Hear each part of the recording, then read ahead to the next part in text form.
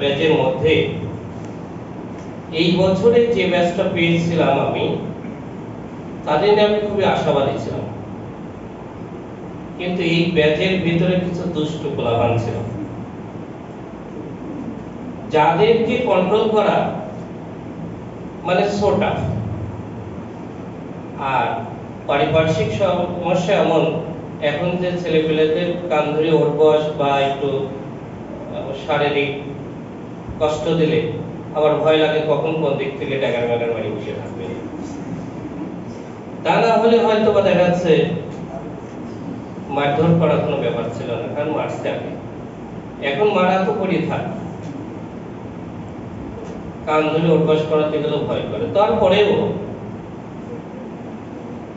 মানে অন রেকর্ডে অনেক খারাপ কথা বলে ক্লাসরুমে, শিক্ষার্থীরা সেগুলো শুনে হয়তো অনেকেই কষ্ট পায়। কিন্তু সার্থকতা এখানেই যে যারা সফল হয় তারা এই কথাগুলোই সারাদিন মনে রাখে, সারা জীবন মনে রাখে, যে ইমতিয়াজ ভাই অনেক বকাবাধ্য করে। সত্য কথা বলতে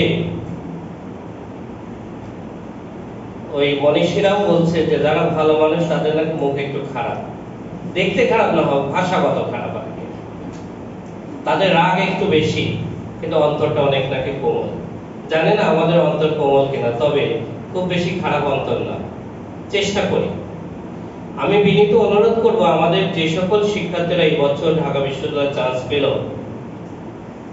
স্যার বসে আছেন, তিনি কথা বলবেন। তারই প্রাক্তন স্টুডেন্ট সাবিনা, ঢাকা বিশ্ববিদ্যালয়ে গত কয়েক বছর আগে মিরপাড়ার একটা স্টুডেন্ট। একটা মিরাকল লাইফ, যেটা না বললেই নয়, শিক্ষণীয় বিষয়। মেয়েটা যখন ক্লাস 9-এ পড়ে, বিজ্ঞান গ্রুপের স্টুডেন্ট ছিল। হঠাৎ করে বাড়ির পাশের একটি ছেলের সাথে সে without permission of the guardian সে বিবাহ বন্ধনে আবদ্ধ হয়। 1 বছর পরে সেই ছেলেকে সে ডিভোর্স করছে নিজে করে, আবার 10ম শ্রেণীতে স্কুলে ক্লাস শুরু করেছে। এসএসসিতে জিপিএ 5 পেয়েছে। ইন্টারমিডিয়েট কুষ্টিয়া গভর্নমেন্ট কলেজ, সেখানে স্যারের একেবারে গাইডলাইনে মেয়েটা পড়ালেখা করেছে এবং ইন্টারমিডিয়েটে সে ভালো রেজাল্ট করছে। সবশেষে সে ঢাকা বিশ্ববিদ্যালয়ে চান্স পেয়েছে। আমাদের যদি উদ্দেশ্য ভালো থাকে, শ্রমটা যদি আমাদের যথাযথ হয়, আমার দৃঢ় বিশ্বাস যে আমাদের সন্তানেরা ভালো কিছু করবে। আমি তোমাদের কাছে বিনীত অনুরোধ, যে যে ধর্মাবলম্বী হও, এজ এ মুসলিম হিসাবে অন রেসপেক্ট, তুমি কোনো অবস্থাতেই তোমার পিতামাতাকে ভুলে যেও না।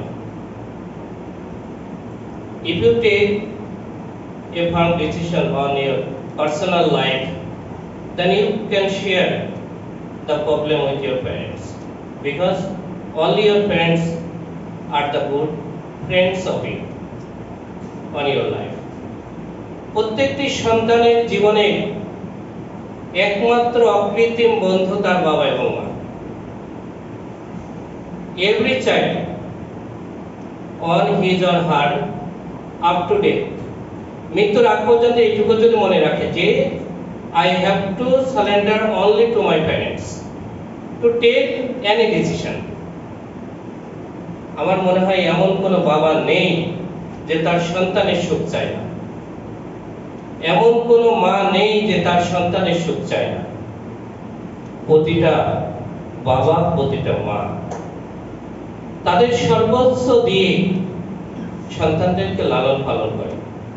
ঢাকা বিশ্ববিদ্যালয়ে তোমরা যারা এখনো পাও রাখনি, আমাদের একজন প্রাক্তন স্টুডেন্ট আজকে লাকিলি আমি পেয়েছি, ওকে আনাজ এসছে, ভাদালিয়ার কৃতি সন্তান।